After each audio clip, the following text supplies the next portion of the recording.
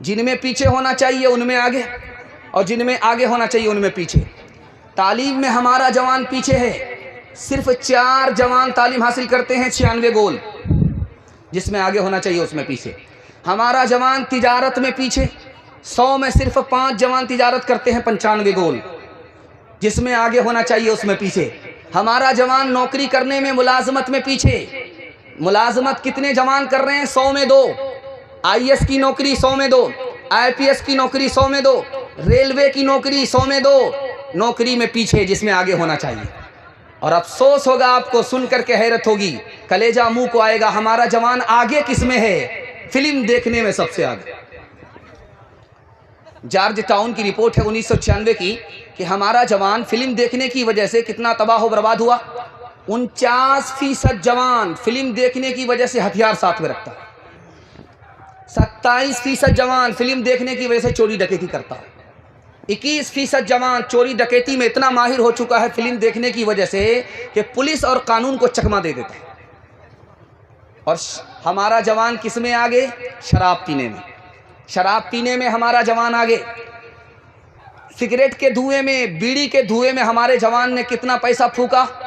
$50 billion. हमारे जवानों ने गुटखा में कितना पैसा थूका? 12 अरब रुपए। हमारे जवानों ने शराब में कितना पैसा बहाया? $400 बिलियन। हम अपने चाल की वजह से बर्बाद है, हमें किसी ने बर्बाद नहीं किया, हम अपनी बर्बादी के खुद जिम्मेदार हैं। और हमारा जवान किस में आगे? निकाह में पीछे, जिना में आगे। जानते हैं किसी मुल्क में 40% बच्चे, किसी मुल्क में 50% बच्चे, किसी मुल्क में 80% बच्चे स्कूल में आकर के दाखिला लेते हैं, माँ का नाम लिखाते हैं, बाप का नाम नहीं लिखाते। अब मास्टर साहब पूछते हैं कि बेटा बाप का नाम लिखाओ चाहे जिंदा हो, बाप का नाम लिखाओ चाहे मुर्दा हो। वो बच्चे कहते मैं तो बदनसीब बेटा हूँ, माँ बाप की गलती थी, सजा मुझको मिली। माँ बाप ने जिना किया, उसके नतीजे में पैदा हुआ, मुझको माँ तो मिली, बाप नहीं मिला, कसूर माँ बाप का था, सजा मुझको मिली। हमारा जवान किस में आगे? जिना में आगे। जिसमें पीछे होना चाहिए उसमें आगे, जिसमें आगे होना चाहिए उसमें पीछे। एक मिसाल पर पैगाम ख़त्म कर रहा हूँ। हम अपने जवानों से गारंटी लेकर के, ज़मानत दे करके मैं जा रहा हूँ, आप 3 चीज़ों को छोड़ दीजिए, अल्लाह आपको मुक़द्दर का सिकंदर बना देगा। दुनिया पीछे होगी, 1 साल में अल्लाह आपको 10 साल के बराबर तरक्की देगा। जिना छोड़ देंगे, शराब छोड़ देंगे और फिल्म देखना छोड़ देंगे, मैं गारंटी लेकर के जाता हूँ, दुनिया आपको पीछे नहीं कर सकती, दुनिया को आप पीछे करेंगे। हाथ उठाइए इंशाअल्लाह। जिना नहीं करेंगे, शराब नहीं पिएंगे और फिल्म नहीं देखेंगे इंशाअल्लाह। एक मिसाल पर पैगाम ख़त्म कर रहा हूँ। 7 दरवाजे बंद हैं, ज़ुलेखा ने 7 दरवाजे बंद कर दिए और यूसुफ से कहा कि यूसुफ मुझसे मुकाला करो, मुझसे जिना करो। तो यूसुफ अलैहिस्सलाम ने कहा कि देखो कोई दरवाज़ा खुला है। एक मर्तबा देख करके आई, कहा 7 दरवाजे बंद हैं। दूसरी बार देख करके आई, कहा 7 दरवाजे बंद हैं। तीसरी बार देख करके आई, कहा 7 दरवाजे बंद हैं। यूसुफ अलैहिस्सलाम ने कहा ओ ज़ुलेखा, तुम कौन से दरवाजे की बात कर रहे हो? तुम्हारे दरवाजे बंद हैं, खुदा का दरवाजा खुला हुआ है, मैं गुनाह नहीं कर सकता। लड़की भागे भागे मस्जिद में आई, इमाम के कमरे में घुस गई। इमाम अपने कमरे से निकल करके मस्जिद में आ गए। मोमबत्ती जला करके कभी उस मोमबत्ती में उंगली को डालते, कभी खींच लेते हैं, कभी उंगली को डालते हैं, कभी खींच लेते हैं, कभी उंगली को डालते, कभी खींच लेते। वो औरत देख रही है, आ करके कहा अरे पागल आदमी, पागल जवान, ये क्या कर रहे हो? उंगली को कभी आंख पर डालते हो, कभी बाहर खींचते हो, कभी आंख पर डालते हो, कभी बाहर खींचते हो, बात क्या है? मैं तो अपनी आबरू बचाने करके, फसादियों से भाग करके तुम्हारे यहाँ आई हूँ, लेकिन वो अलग तमाशा है, ये अलग तमाशा है। जाने दो उस तमाशे को भाड़ में। ये बताओ कि मोमबत्ती सामने है, उंगली तुम डालते हो, कभी खींचते हो, बात क्या है? तो कहा मेरे नफ्स में ख्याल आता है कि औरत तन्हाई में है, मौका बड़ा अच्छा है, इससे मुँह काला कर लो। तो मैं अपने दिल से कहता हूँ कि ए उंगली, तू बर्दाश्त कर, पहले मोमबत्ती की आग, फिर जहन्नम की आग बर्दाश्त करने के लिए तैयार हो जा, मैं जिना के लिए तैयार हो जाऊं। गुनाहों पे हो शर्मिंदा, इलाही दर गुजर कर दे, बड़ा मुजरिम हूँ मैं तेरा, इलाही दर गुजर कर दे। खता कोई कोई सिया नहीं छोड़ा, बस अब करता हूँ मैं तौबा, इलाही दर गुजर कर दे, बड़ा मुजरिम हूँ मैं तेरा, इलाही दर गुजर कर दे। खिलौना हाथ का अपने बना रखा है शैतान ने, बना रखा है शैतान ने, बना ले अपना तू बंदा, इलाही दर गुजर कर दे, बड़ा मुजरिम हूँ मैं तेरा, इलाही दर गुजर कर दे। सामने रखिए मुसलमान कहाँ है, कहाँ था खड़ा। बहुत खूबसूरत पैगाम इसके बाद माँ बहनों तक पहुँचने वाला हूँ। आप लोग साथ देने के लिए तैयार हैं? दोनों हाथ उठा दीजिए इंशाअल्लाह। आज आजान सुनेंगे, कल नमाज पढ़ेंगे, हाथ उठाइए इंशाअल्लाह।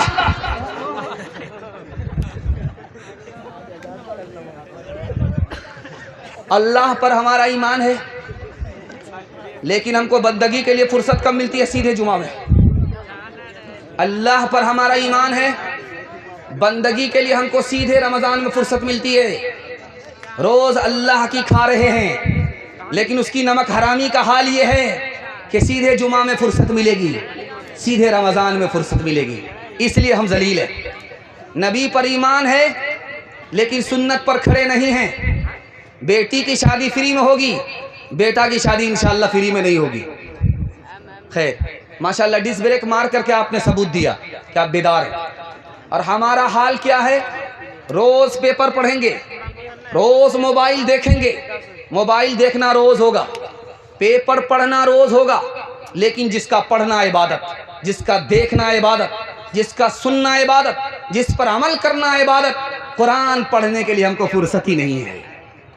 तीसरी बात को याद रखिए, जन्नत पर हमारा ईमान है कि जन्नत हमको मिले, जन्नत के हम उम्मीदवार हैं, जन्नत के तलबगार हैं, लेकिन जन्नत के लिए नेकी ही नहीं करते। जहन्नम पर हमारा ईमान है, लेकिन गुनाह रोज कर रहे हैं, जहन्नम से डरते ही नहीं हैं। दुनिया पर हमारा ईमान है कि दुनिया ख़त्म होने वाली है, लेकिन रात दिन उसी के पीछे मेहनत में लगे रहते हैं। हमारा ईमान है कि आखिरत है, अल्लाह को हिसाब देना है। ये जवानी कहाँ गुजारी, ये ज़िंदगी कहाँ गुजारी, ये तंदुरुस्ती कहाँ बर्बाद की, कहाँ आबाद की, माल कहाँ से कमाया, कहाँ खर्च किया, इल्म के मुताबिक क्या अमल किया, लेकिन उस आखिरत की तैयारी के लिए हमको फुर्सत नहीं मिलती। अफसोस की बात है, आज हम जलील और रुसवा हैं, अपने आमाल की वजह से जलील और रुसवा हैं। वरना अल्लाह ने इस दुनिया में मौत से पहले हमें बहुत मौका दिया है। इंशाअल्लाह आज ये 2022 ख़त्म होने जा रहा है, हम अज़्म लेते हैं कि अब हमसे कोई कोताही और कमी कोताही हमसे नहीं होगी। हम बेदार रहेंगे अपने इस्लाम के लिए, हम बेदार रहेंगे अपने कुरान के लिए, हम बेदार रहेंगे अपने खुदा रसूल के लिए। हाथ उठा दीजिए इंशाअल्लाह। ध्यान से सुनिएगा, एक मिसाल पर पैगाम ख़त्म कर रहा हूँ। ये जो गांव है हरवा चौक है, इसमें एक आदमी आ रहा था अररिया की तरफ से जलसा सुनने के लिए। तो बीच गांव के किनारे एक आदमी खड़ा था पान की दुकान में। उससे पूछा कि बाबू जलसा किधर है, बस्ती किधर है? उसने कब्रिस्तान बता दिया। तो सीधा जब कब्रिस्तान पहुंचा तो बोला कि जिंदा आदमी को ये बस्ती वाले कब्रिस्तान भेज रहे हैं, ये कैसे लोग हैं? वापिस आया तो देखा वो पान की दुकान में खड़ा था। अरे अल्लाह का बंदा, मैं जिंदा आदमी हूँ, मुझको जिंदगी में कब्रिस्तान भेज रहे हो? मैंने बस्ती पूछा, तूने कब्रिस्तान भेज दिया। कहा हुजूर इंसाफ से बताइए कि बस्ती जो है कब्रिस्तान है, कब्रिस्तान के अलावा कोई बस्ती नहीं है। कहा कि वो कैसे? मैंने कब्रिस्तान में सबको आते हुए देखा है, लेकिन यहाँ से किसी को कहीं जाते हुए नहीं देखा है।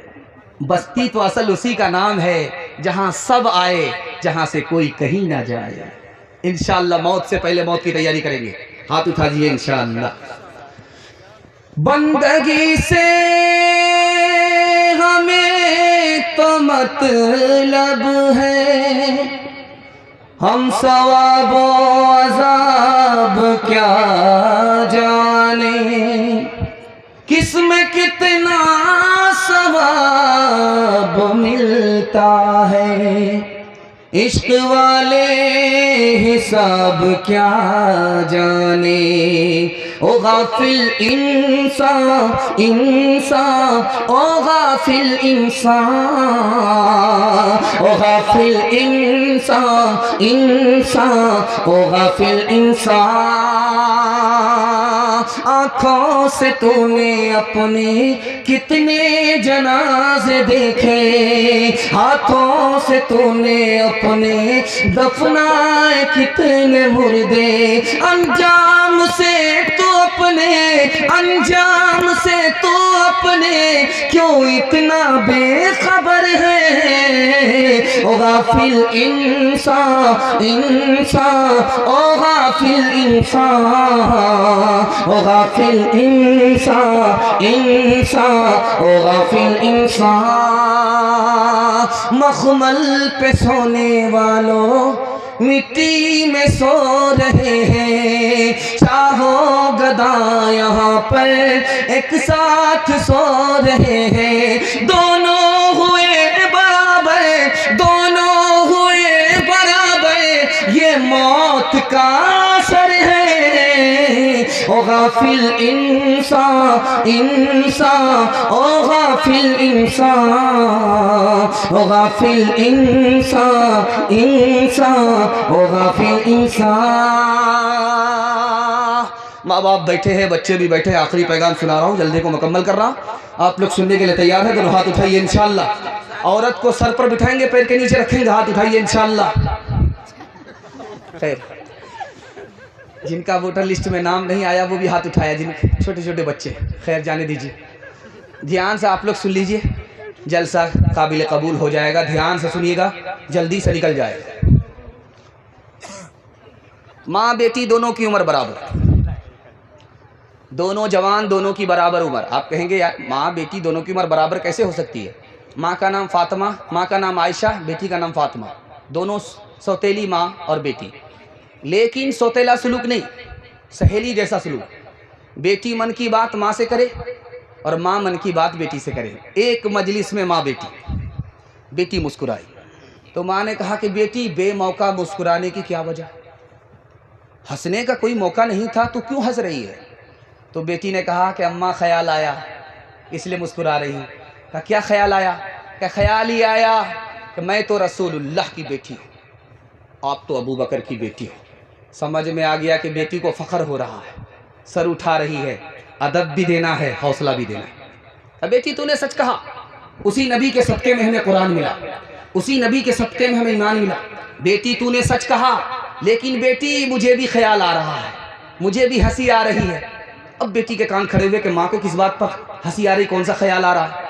अब बेटी एक वक्त आएगा, तू इंतकाल करेगी, कब्र में पहुँचेगी, एक वक्त आएगा कब्र से निकलेगी, तुम्हारे हक में फैसला होगा, जन्नत जाएगी। बेटी मेरा भी वक्त आएगा, मैं कब्र में जाऊंगी, मेरा भी वक्त आएगा, कब्र से निकलूंगी, मेरे हक में फैसला होगा, मैं भी जन्नत में जाऊंगी। लेकिन बेटी मुझे हंसी इस बात पर आ रही है कि जिस वक्त तू जन्नत में जाएगी तेरे हाथ में अली का हाथ होगा। बेटी जिस वक्त मैं जन्नत में जाऊंगी मेरे हाथ में रसूलुल्लाह का हाथ होगा। दूसरी मिसाल आ रही, ध्यान से इसको सुनिएगा। बेटी आई बाप के पास, अब्बा एक शिकायत लेकर के आई। बेटी का नाम फातिमा और अब्बा का नाम मोहम्मद रसूलुल्लाह सल्लल्लाहु अलैहि वसल्लम। बेटी आई फरियाद लेकर के, अब्बा आपने मेरा ऐसे जवान से निकाह किया है, ऐसे जवान से मेरा आपने निकाह किया है जिसकी आंख कमजोर है। बेटी फरियाद लेकर के आई, बाप की खिदमत में आई कि आपने जिस लड़के से मेरा निकाह किया है, जिस जवान से आपने मेरा निकाह किया है, उसकी आंख कमजोर है। तो बाप ने क्या तालीम दी वो मैं आपको सुनाने के लिए जा रहा हूं। बेटी मैंने उस जवान से तुम्हारा निकाह किया है जो सबसे पहले इस्लाम लाया। बेटी मैंने तुम्हारा उस जवान से निकाह किया है जिसके पास सबसे ज़्यादा इल्म था। बेटी मैंने उस जवान से तुम्हारा निकाह किया है जिसके पास अखलाक और इंसानियत ज़्यादा थी। बेटी सूरत को मत देखो, सीरत को देखो। बेटी खफा होकर के आ गई। बाप ने पूछा कि फातिमा कैसे आई? कहा अली से नाराज़ होकर के आई, अली से खफा होकर के आई।